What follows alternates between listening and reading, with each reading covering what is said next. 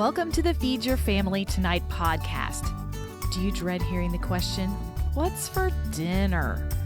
Whether you spend your days keeping up with toddlers, running kids to after-school activities, or juggling a career and family, getting dinner on the table can be a struggle for us all. I'm Mariefiebach, a business owner, wife, and mom of 4. I'm on a mission to build stronger families one dinner at a time, and I'm here with tips, tricks, and inspiration you need to feed your family tonight. Hello, friends. Welcome to the Feed Your Family Tonight podcast, episode 142. I'm your host, Mariefiebach, and today we're going to talk about 4 ways to feed your family when you don't want to cook. It is the end of July, and Lisa Woodruff of Organized 365, she calls July the Bermuda Triangle of months.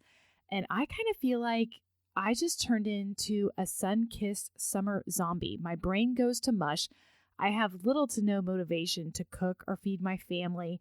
My children are all kind of a little bit sluggish too. They're sleeping in later, and it just has that natural energy of just complete relaxation. With complete relaxation, you often don't feel like cooking. So if you are like me and you have no motivation to cook because it's the end of July, know that you are not alone.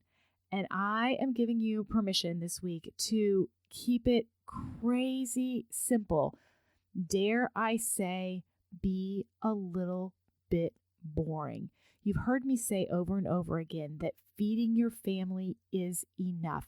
It doesn't have to be Pinterest perfect. And when you hit late July, that is even more important. Know that if you watch my meal plans, I've been having like tacos and hamburgers every weekend because I know on the weekends I am not going to want to cook at all. It's going to take effort just to pull the hamburgers out of the freezer and throw them on the grill.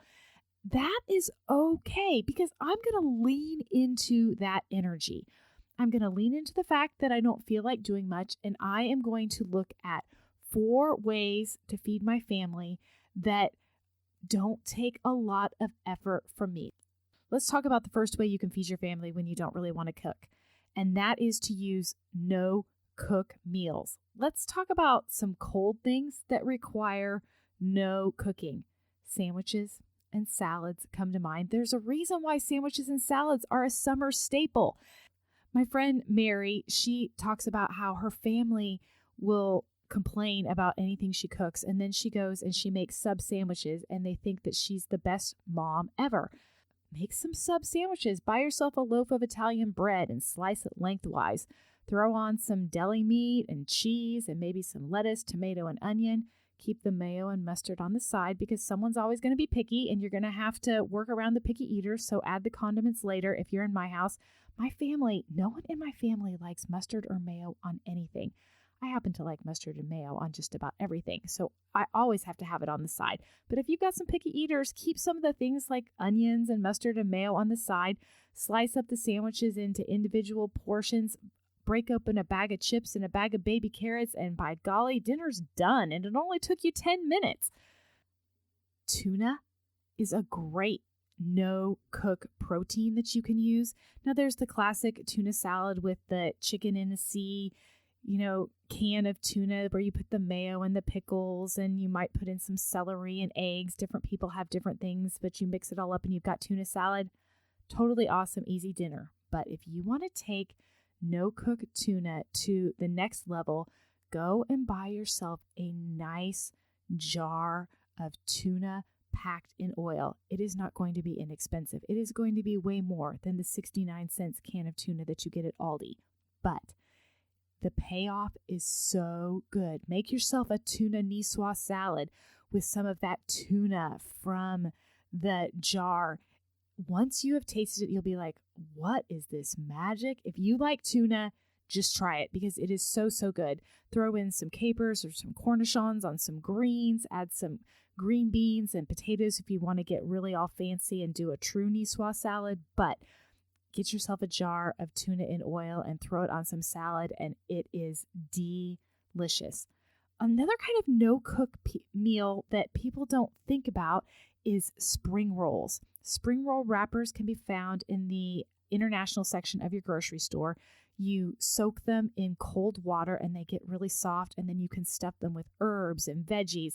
If you want to add some protein in there, you can use pre-cooked shrimp, which you can find in the freezer aisle or even straight from the fish case at your grocery store, and wrap them up with some peanut dipping sauce. And oh my goodness, spring rolls make a great, fresh, light dinner. They are so good.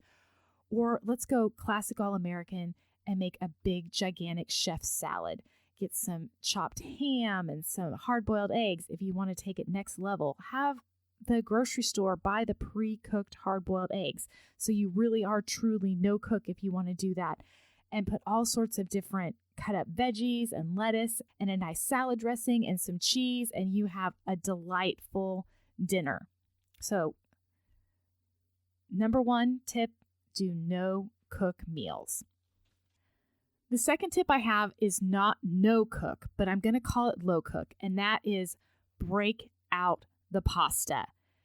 Buy yourself a jar of pesto and cook up some pasta. Maybe put a can of cannellini beans and mix it all together, and the hot pasta will warm up the pesto, and you've got this fresh, bright, herby summer pasta dish.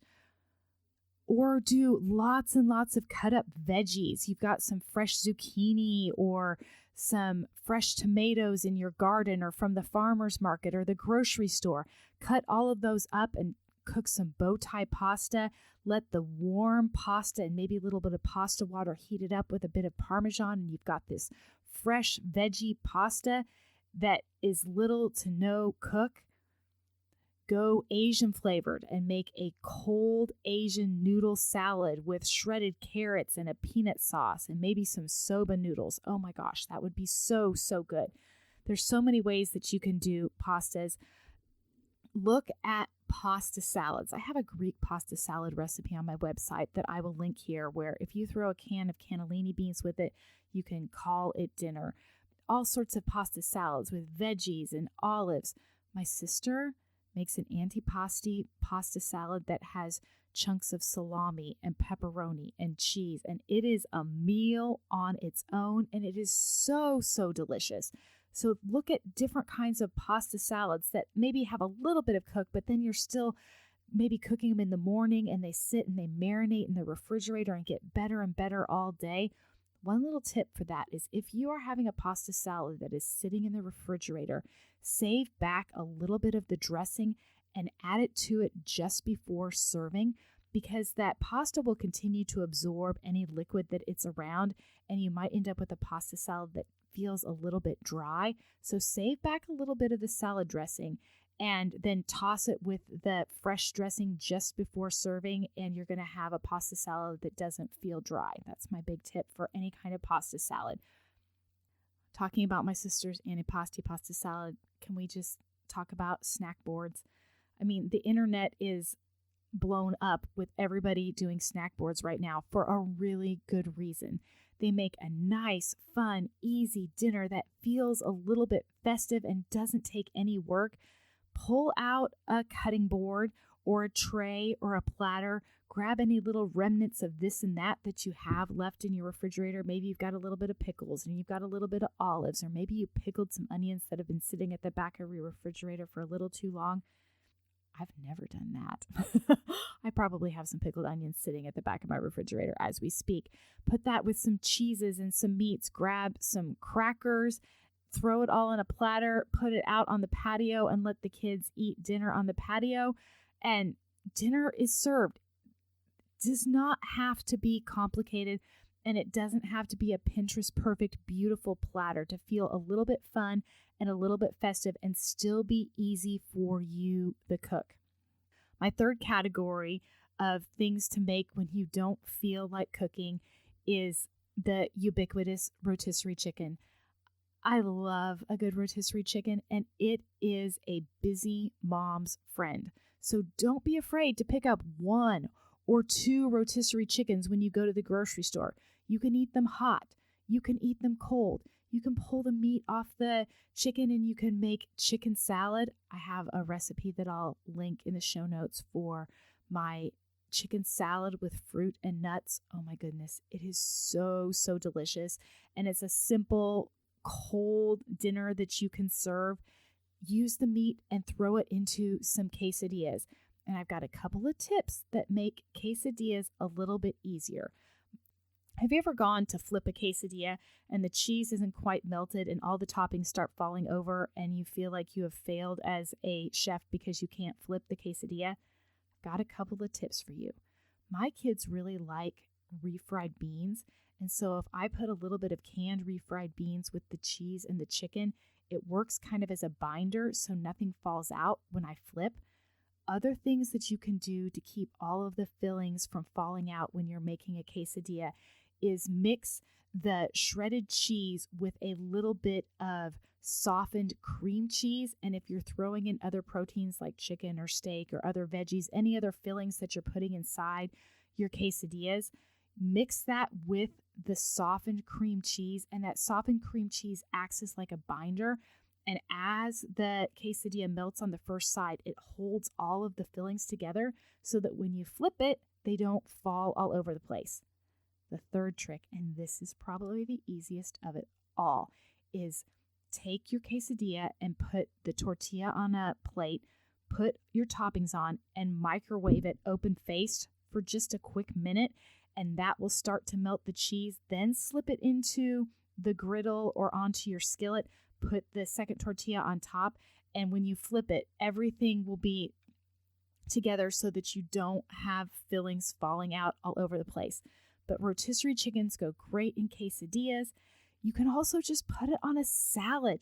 Shred the meat, add it to a salad, maybe with some Parmesan cheese and some croutons and Caesar dressing to make a chicken Caesar salad. Or maybe you're going to add a little bit of ham and some eggs and kind of go more in the chef salad realm. But a rotisserie chicken can be great on salads. It can be great in quesadillas. It is one of those cook's friends that is so, so easy. And I am feeding a family of 6. So when I buy a rotisserie chicken, I'm usually buying 2 so that we can have one for dinner one night and then I can use the leftover meat another night. So if you're feeding a big family like I am, think beyond just buying 1 rotisserie chicken and just buy 2, and you will be so thankful. The fourth and final way to get dinner on the table when you don't feel like cooking is to let the grocery store do part of the work. Now, I already talked about the rotisserie chicken. That one's kind of in a category all its own. But most grocery stores will actually cook fish for you. If they have a fish counter, most stores will cook fish for you. I know that Whole Foods and Kroger's both do this, and there are other stores that will as well. When you go to the grocery store, go straight back to the fish counter and pick out whatever fish you want. Usually they have seasonings there. Whole Foods will even smoke it for you and tell them how you want it fixed. They will cook it while you do the rest of your shopping. You come back and you pick it up. You take your hot fish home and you can eat it hot, or you can put it in your refrigerator and serve it cold. It doesn't matter, but then it's already cooked for you. Let the grocery store do some of the work. Look in your grocery store's freezer section. There are so many shortcuts that the freezer section can have for you. I'm talking about pre-cooked grilled chicken breast strips that you can throw onto a salad or throw into a quesadilla. Look for the frozen raviolis. Cook those up in some boiling water with a jar of pasta sauce and dinner's on the table. Pre-cooked shrimp that you can either buy in your freezer section or over in the fish counter. They are great, lean protein sources that you can add to pasta. You could add to salads. You could add to sandwiches. You can put them in the spring rolls. Keeping a bag of pre-cooked frozen shrimp in your freezer is a way to have a quick and easy protein anytime, because all you need to do is quickly thaw them under cool water and you have a protein ready to go. Use the deli section at your grocery store. I use the deli section a lot for fried chicken because our deli often has fried chickens that are like 2 whole fried chickens for $10. It's not that expensive. way less expensive than going to the drive-thru, and it works great for picnics or grab some deli fried chicken before you go to the pool. It's super fast, super easy.